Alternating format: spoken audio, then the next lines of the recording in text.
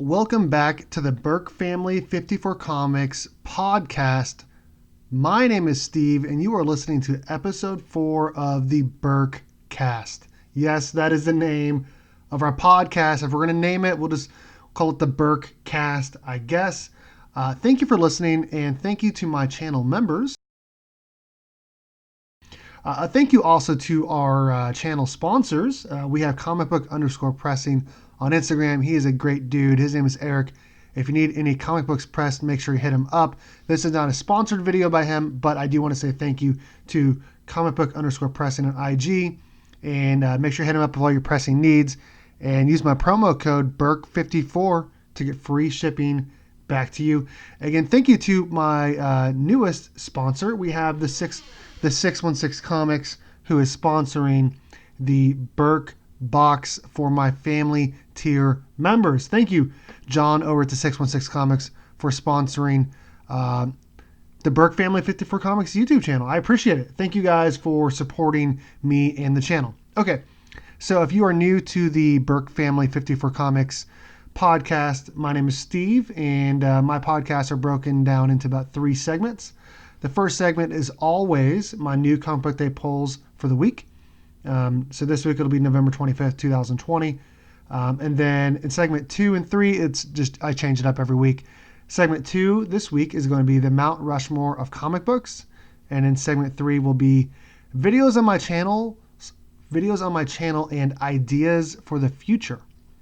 So let's go ahead and get into segment number 1. What am I grabbing for new comic book day, November 25th, 2020? Well, right now I'm only going to be grabbing 2 books. First off, I'm getting TMNT Best of Donatello #1. This is the second book in the series of books by TMNT where they're showcasing the best stories for each one of the individual turtles. I picked up Raphael #1, Best of TMNT Raphael #1, and it was great. I'd already read 2 of the books in there, or stories, I should say. The Raphael #1 with about the Casey Jones first appearance. That was cool to see in color because I read it before in black and white, the original copy that I have now in a 9.2. So I can't read it anymore because it's encased. But it was nice to see that story again, but also see it colorized. So that was cool. And then I also saw like the Raphael micro series from the current IDW run. That was in there, and then a few others. I really enjoyed it. And I'm excited to read the Donatello one-shot. I'm assuming we're going to have the micro series Donatello in there from the 80s. And that story is okay. But I kind of want to see what other stories will be involved in the one-shot there. So I'm excited about that. Everyone knows I'm a big TMNT fan. And I'll talk more about TMNT later. That's kind of a foreshadowing for you. And the other book I'm grabbing is Flash #766. I'm actually not enjoying the Flash at all since Mr. Williamson, Joshua Williamson himself, left the series after 102 issues. The new writer, I should say, Kevin Shinnick. I don't enjoy his writing. It's not good, but I can't not pick up the run. I have every single book in the current Flash Rebirth run. Not enjoying the writing, but I'll give this one a shot. Hopefully it's better. I'm not excited about it, if you couldn't tell.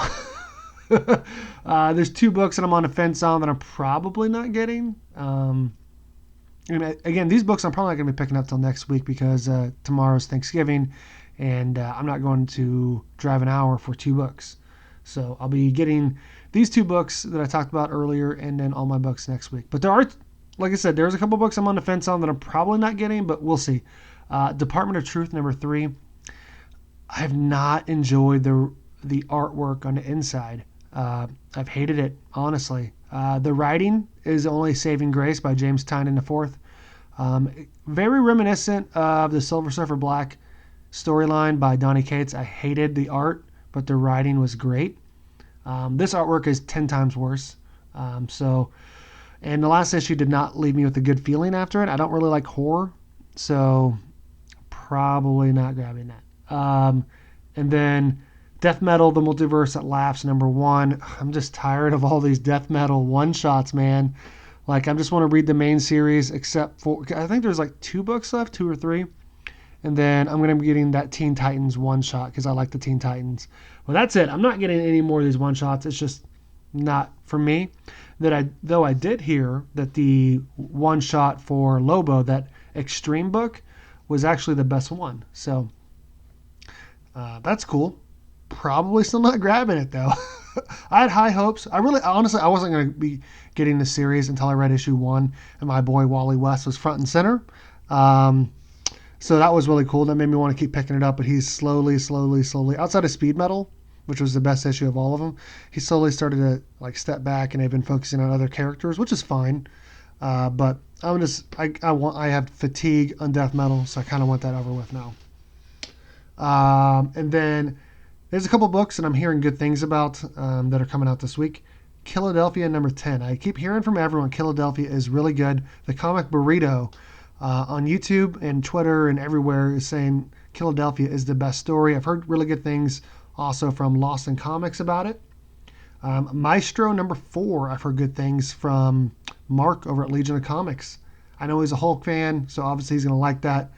But I didn't know anything. I don't know anything about Maestro other than he's supposed to be like a Hulk character. So, X of Swords Destruction number 1. I've heard the X of Swords stuff is pretty good. Spawn 312. That's another character, man, that everyone likes, and I just don't. There's nothing about Spawn that would ever make me want to pick up a Spawn book in my entire life. I don't even want to pick up Batman Spawn. I do not like the character. I think the biggest reason why is because as a kid, my stepbrother rented the movie Spawn, and I thought it was super weird and scary as a kid. I didn't like it, so I don't like the character. It's weird. And the Scumbag number 2, I've heard really good things about Scumbag. So those are the books that are coming out this week. Again, the books I'm grabbing: TMNT Best of Donatello number 1. I'm also grabbing, reluctantly, Flash number 766. Books I'm on the fence on are Department of Truth number 3 by James Tynion IV, and then Death Metal: The Multiverse at Last number 1 by Scott Snyder. And then I'm hearing good things about Philadelphia 10, Maestro 4, X of Swords Destruction number 1, Spawn 312, and The Scumbag number 2. So that's going to end segment number 1. We're going to move on to segment number 2, which I'm pretty excited to talk about, honestly. We have the Mount Rushmore of comics. Now, I think we talk a lot about, like in sports, who is on the Mount Rushmore of football or basketball or a certain team or NBA or whatever. But today we're going to talk about the Mount Rushmore of comic books, not necessarily writers or artists, but really the characters and their first appearance. So let's go and kick things off. You already know what number 1 is. We have to start with Action Comics number 1, the first appearance of Superman, created by Jerry Siegel and Joe Shuster in 1938. This book essentially launched superhero comic books as we know it. Superman is everything we want in humanity. Oh, what's up, dog? We're watching my brother-in-law's dog. He came in to say hi. What's up, buddy? What's up? This book basically launched superhero comic books as we know it. Superman is everything we want in humanity because he has all that power. Pretty much everything. He has everything we could dream of. You know, he's always happy. He's always looking at the best in everyone. Like, if he's a fan of a sports team, he thinks every single game they're going to win. And if they don't win, he's not mad about it. Like, he is the perfect fan individual, and he has all of that power. And honestly, he's like what we dream of. You know what I mean? Like who doesn't want to fly or be bulletproof? While he may not be everyone's favorite, I honestly think he's pretty cool. And, you know, if anyone didn't know, I do live in Kansas. I live in Manhattan, Kansas. Well, really outside Manhattan, Kansas. And if you guys didn't know, Superman is also from Kansas. And according to Frank Miller and John Romita Jr., he also went to Kansas State University, which is where I went. And that's in their Superman Year One story. If you didn't read it, it's not great. But he did, in this story, he went to Kansas State University. And he also majored in journalism, which is what I majored in at K-State. So that's pretty cool. He may be an alien, but he's honestly probably more human than a lot of us. So obviously this was a clear first choice on the Mount Rushmore of comic books. Moving on to the second person or face or thing here on the Mount Rushmore of comic books, we have Detective Comics number 27, the first appearance of Batman, created by Bill Finger and Bob Kane in 1939. He is Gotham's Caped Crusader, and for the longest time, even after the deaths of Kane and Finger, everyone said only Bob Kane created Batman. But honestly, if you look at his first illustration of Batman, it was terrible and not even the right color. So Bill Finger really told Bob Kane how Batman should be drawn, and he's really kind of the person that was like in on creating Batman. If you don't understand what I'm saying, or you don't believe me, you need to watch that documentary, Batman and Bill. It's great. Anyways, kind of got off track a little bit, but everyone loves Batman, and the Bat family keeps expanding, and he has the best rogues gallery. Hey, sorry, the dog came in here. He has the best rogues gallery, in my opinion, in comic books. So this is definitely one of the best, obviously one of the best characters created ever. I think he's the most profitable comic book character ever created. So that is an obvious choice for number 2. Number 3 is going to be pretty obvious as well. We have Amazing Fantasy 15, the first appearance of Spider-Man, created by Stan Lee and Steve Ditko in 1962. This is basically Marvel's biggest hero, and honestly, he's probably their most fun and relatable character, though they've kind of expanded on that character over time, obviously. He has Marvel's probably best rogues gallery, and obviously has his own Spider-Verse. Into the Spider-Verse is bar none the best comic book movie ever created. That's a hill I'm ready to die on. I love Miles Morales. I love Spider-Gwen. I love everyone in a Spider-Verse. It's great. Congrats to you if you have an AF-15. I know 4 people with AF-15s, including there's 2 of them with multiple. So congrats to you if you have an AF-15 first appearance of Spider-Man. That is number 3 on the heads or people that are on the Mount Rushmore comic books. That leaves 1 spot available after Superman, Batman, and Spider-Man. And it's honestly, it's kind of going to be met with skepticism, probably. We'll see. But my pick is going to be TMNT number 1, the first appearance of the Teenage Mutant Ninja Turtles, Splinter, Shredder, and the Foot Clan, created by Peter Laird and Kevin Eastman in 1984. This book has to be on here for what it has spawned in terms of TV shows, movies, and more comic books.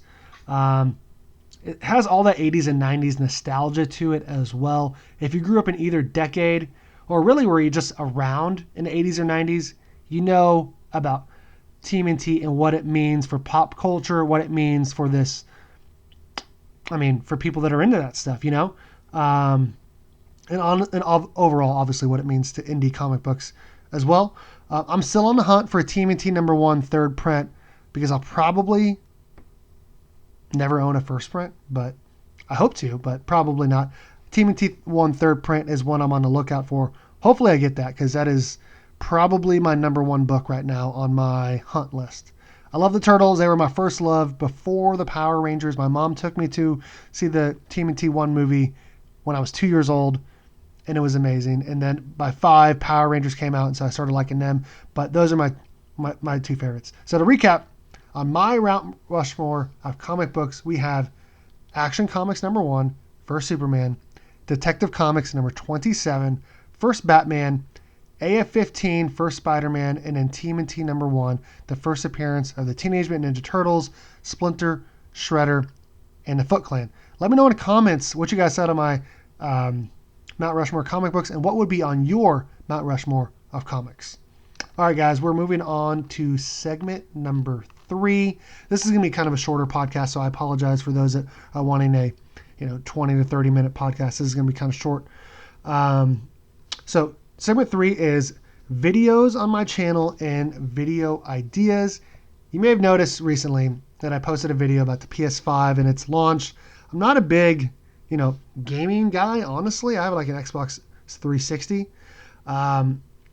And also, you may notice, like earlier this week, I posted that video of people trying to steal stuff from my parents' Ace Hardware store. And in the past, I've done other videos like challenges, like health challenges. I did stuff with my daughter, fun stuff. Well, 95 to 99% of my videos will be comic books or videos about comic book shows or movies or whatever. I am going to try to intermix some other videos and ideas that I think will do well in terms of views. But obviously don't fret, because I will, like I said, try to keep almost all my videos about comic books, because I don't plan on going full Perry comic books and just doing shows or whatever. I love Perry, he's great, but my channel will continue to be mostly about comic books, like 95% about comic books. But I will try to intermix maybe one video a week or every other week about something other than comic books, just something that I think will do well in terms of views. I just wanted to say that, I love comic books, but I also want to add to my channel and continue to grow and get views, and just that you might see other videos on my channel in the future that are not comic book related. But don't fret, like I said, 95% of my videos will still be just about comic books or hanging out talking comics or whatever. So I do have some really cool ideas for future videos, like about comic books. Like, as soon as we can stop with this like COVID where we have to wear masks and can't be around people, I've been planning for a long time to do a man on the streets, or I set up a camera or have someone film me, and I'm just like in the middle, somewhere, maybe in the middle of campus or some place downtown here in Manhattan, Kansas, where people were walking by and I just ask them questions like, hey, what character is this? And just see the reaction similar to what you see on TV. I want to do that. I think that'd be funny and pretty cool. And also I want to have like a video where maybe I have my sister or my mom or a random person. Like I show 2 books that are in my collection, and I'm going to ask them which one do they think is worth more. So that is another video idea that I have. Let me know in the comments what other video ideas you guys have for me or for your channel or overall, what you guys think of these other types of videos that I'm adding to my channel. Thanks everyone for supporting me. Again, thank you to my channel members. Thank you to my channel sponsors, comicbook_pressing and the 616 Comics. Again, my name is Steve from Burke Family 54 Comics.